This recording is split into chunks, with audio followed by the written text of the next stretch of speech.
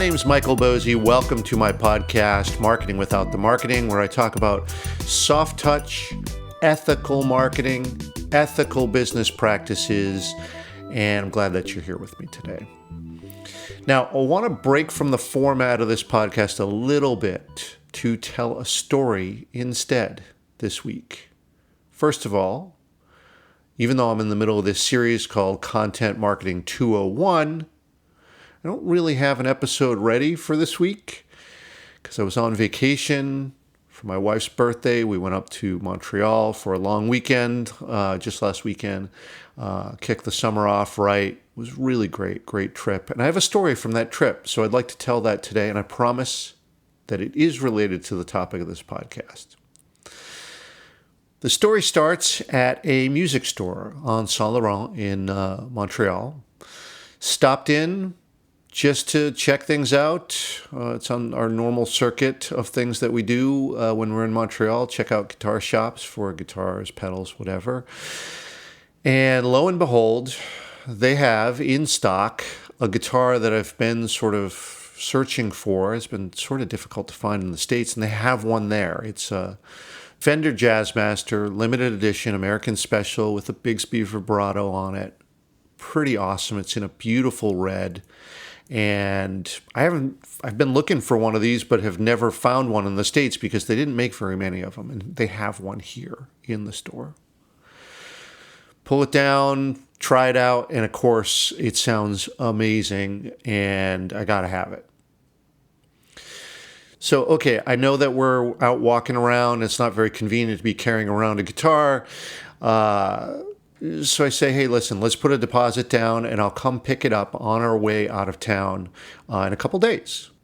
So the guy at the music store, his name is Jonathan, super nice guy.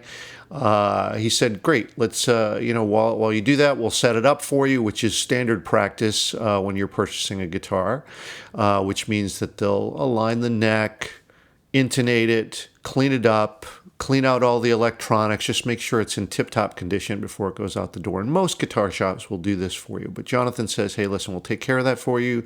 Come in, in the morning, and we'll finish the transaction. You can be on your way. Sounds great. So pretty happy about this, thinking, oh my goodness, can't believe I found this guitar. Go out, enjoy the day, enjoy the rest of the weekend, and psyched to pick it up on our way out of town. So the morning comes around, head to the guitar shop, and the guitar looks great, and it's ready to go, but Jonathan says, all right, there's one thing that you should know about this. While we were cleaning it up and doing the setup, we noticed that the head of the truss rod, the threads are stripped on it. Not sure how this could have happened. Could have happened while I was in the shop. Could have happened at the factory. But he's like, listen, I just want you to know that. And without getting too technical, this is a really important thing. Neck adjustment is something that you need to do over the life of a guitar because it tends to bend a little bit one way or the other, and you want to be able to fix that and adjust that. And this will happen many times through the life of a guitar, which is quite long, right? So this thing is from the top of the headstock. You can't quite see it. And I don't even say probably, I would never have noticed this. So it was very cool of Jonathan to point this out for me. He didn't have to do this, right? He could have let me walk out the door with it. I would not have noticed until probably 6 months or a year later when the neck might have needed adjustment, and I would have had trouble with that. So this was really cool of him. And he said, listen, well, I can do a discount on this because obviously this should not be the case with the guitar, but you can probably get it fixed and whatever. From right there in the shop, I call my guitar tech back home, describe the situation. He says, well, listen, I can fix it, but it's probably a bigger job than you're going to be comfortable with. Might have to take the neck apart and all that. And, long story short, I said no to Jonathan. Just said, I got to walk away from this. And that was it. Canceled the transaction, got my deposit back, and we were done. Now, the whole point of this story is that, I talk about ethical business practices, ethical marketing all the time, and all of the various infractions against good business practices. And I think it's worth noting when you have someone like Jonathan at this music store who did the right thing.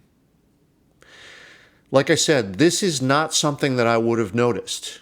This was not an obvious flaw in the guitar. Jonathan could have let me walk away that day, super happy with my purchase, and then find out something about it later on, which I would not be psyched about. He didn't have to do that, but he did.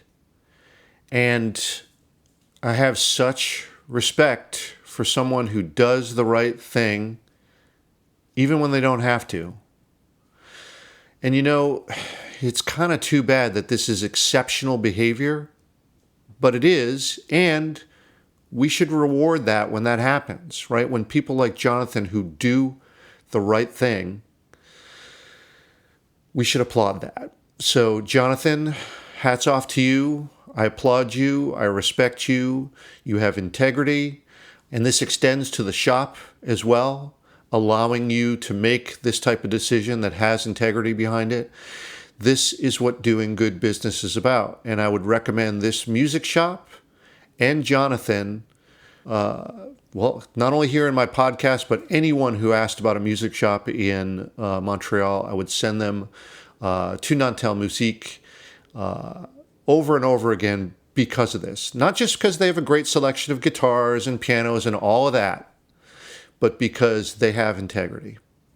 And for all the talk that I do about bad marketing practices and unethical behavior in business, here's an exception and one worth highlighting. So thank you to Nantel Musique and Jonathan. I really appreciate you, and again would recommend them to anyone. They're good people and do good business. All right, to finish my story, we drove home that day, and sure, I was disappointed that I didn't have my shiny new guitar. But I was also really happy that there are people who are doing good in the world, and, and I'll find another guitar. Or not. It doesn't really matter, But anyway, breaking from this format a little bit. Hope you enjoyed this story. And I'll get back to my series in the next episode, and we'll talk about building anticipation with your blog. All right. Thanks for listening, everyone. And we'll see you on the next episode.